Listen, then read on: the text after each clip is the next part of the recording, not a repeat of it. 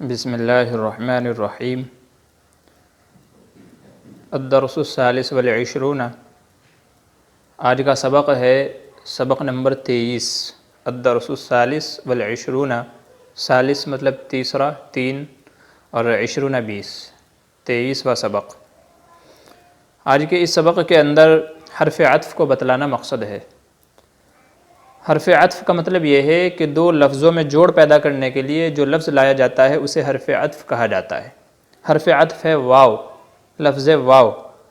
تو لفظ واو حرف عطف ہے، یعنی دو جملوں کو آپس میں جوڑ دیتا ہے، اور اس کا مطلب یہ ہوتا ہے کہ پیچھے والا جو جملہ ہے اگلے والا جملہ بھی اسی کے ساتھ جوائنٹ ہے، جڑا ہوا ہے، بیچ میں لفظ واو لے کر کے آتے ہیں۔ جیسے اس کی مثال ہے قرآن کریم میں اللہ تبارک و تعالیٰ کا فرمان ہے، الذین یقیمون الصلاۃ ومما رزقناہم ینفقون، جو لوگ نماز کو قائم کرتے ہیں۔ الذین یقیمون الصلاۃ، جو نمازوں کو قائم کرتے ہیں، ومما، تو لفظ بیچ میں واو لے کر کے آئے ہیں، اور یہ بتلانا مقصد ہے کہ مومنین کی صفات یہ ذکر کی گئی کہ مومنین وہ لوگ ہیں جو نمازوں کو بھی قائم کرتے ہیں اور ساتھ ساتھ میں اللہ کے راستے میں خرچ بھی کرتے ہیں، کہ اللہ تعالیٰ نے ان کو جو مال دیا ہے اس کو خرچ کرتے ہیں۔ ومما رزقناہم ینفقون، کہ مومنین وہ لوگ ہیں الذین یقیمون الصلاۃ ومما رزقناہم ینفقون، جو نمازوں کو قائم کرتے ہیں اور اللہ نے ان کو جو دیا ہے اس میں سے خرچ کرتے ہیں۔ تو واو اردو میں اس کے معنی ہوں گے اور، اس کے معنی ہوں گے اور۔ جیسے ہم بولیں کہ ماجد اور ساجد گئے، عربی میں اس کو بولیں گے تو ذہابہ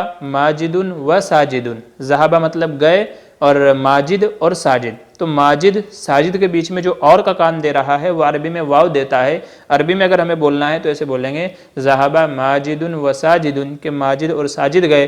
قرآن کریم میں یہ جیسے مثال دی اس کی، الذین یقیمون الصلاۃ ومما رزقناہم ینفقون، کہ مومنین وہ لوگ ہیں جو نمازوں کو ادا کرتے ہیں، قائم کرتے ہیں، اور اللہ نے جو مال ان کو دیا ہے اس میں سے خرچ کرتے ہیں۔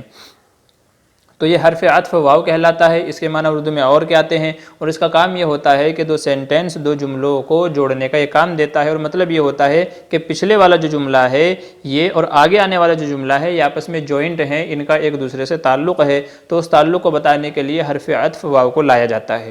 جیسے ہم عربی میں کہیں عندی قلم و کتاب، میرے پاس کیا ہے؟ قلم ہے اور کتاب ہے۔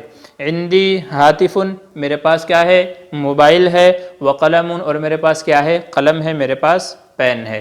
ایسے ہی آدمی کوئی بھی چیز کہہ سکتا ہے کہ میرے پاس یہ چیز ہے اور وہ چیز ہے، تو جو اور کا جو کام دے گا وہ حرف عطف آئے گا، یعنی واو اس کی جگہ استعمال ہوگا۔ ہم کہہ سکتے ہیں عندی قلم و کتاب، میرے پاس قلم ہے اور کتاب ہے، تو جہاں یہ لفظ واو آیا ہے اس کو حرف عطف کہا جاتا ہے، اور اس کا کام ہوتا ہے کہ دو سینٹنس، دو جملوں کو آپس میں جوڑنا، دو چیزوں کا آپس میں جوڑنا، اور دو چیزوں کے درمیان ربط کو بتانا کہ ان دونوں کا بھی آپس میں ربط ہے اور سامنے والے کے پاس یہ دونوں چیزیں ہیں۔ جیسے آدمی کہہ سکتا ہے عندی قلم و کتاب، میرے پاس کیا ہے؟ قلم بھی ہے اور کتاب بھی ہے۔ ایسے ہی جیسے ہم نے شروع میں کیا کہ الدرس الثالث والعشرون، تو یہاں بھی حرف عطف لایا گیا ہے۔ ثالث مطلب تیسرا، اور واو لا کر کے یعنی 20 اور 3 ساتھ میں ملا دیا تو 23 ہو گیا۔ الدرس الثالث والعشرون، تیسرا اور 20، تو تیسرا اور 20 ہو گیا 23واں سبق۔ الدرس الثالث والعشرون، 23واں سبق۔ تو یہاں پر جو واو لایا گیا ہے یہ حرف عطف ہے۔ تو آج کی اس ویڈیو کے اندر حرف عطف کو بتلانا مقصد تھا کہ واو حرف عطف کہلاتا ہے، دو جملوں کے اندر جوڑ پیدا کرنے کے لیے اس کو لایا جاتا ہے، اور اس کے معنی اردو میں ہوتے ہیں اور۔ جیسے ہم کہیں کہ ساجد اور ماجد گئے تو عربی میں بولیں گے ذہب ساجد و ماجد، تو ساجد اور ماجد کو ایک ساتھ بتلانے کے لیے لفظ واو بیچ میں داخل کرتے ہیں کہ ماجد اور ساجد گئے ہیں، تو اس کے لیے بیچ میں واو لے کر کے آتے ہیں کہ یہ دونوں ایک ساتھ گئے ہیں۔ ذہب ماجد و ساجد، کہ ساجد اور ماجد گئے ہیں، تو دونوں کے جوڑ کو بتلانے کے لیے حرف عطف بیچ میں داخل کرتے ہیں۔ تو یہ ہے حرف عطف۔ یہ جگہ جگہ قرآن کریم میں اور دوسری چیزوں میں دوسری جگہوں پر استعمال ہوتا ہے کہ جہاں ایک سے زائد چیزوں کو بیان کرنا مقصد ہوتا ہے تو وہاں پر بیچ میں واو کو لا کر کے ان کے درمیان جوڑ بتا دیتے ہیں۔ تو آج کی ویڈیو کے اندر یہ حرف عطف کو بتلانا مقصد تھا، باقی جو ہے انشاءاللہ وہ اگلی ویڈیو کے اندر۔ فقط والسلام۔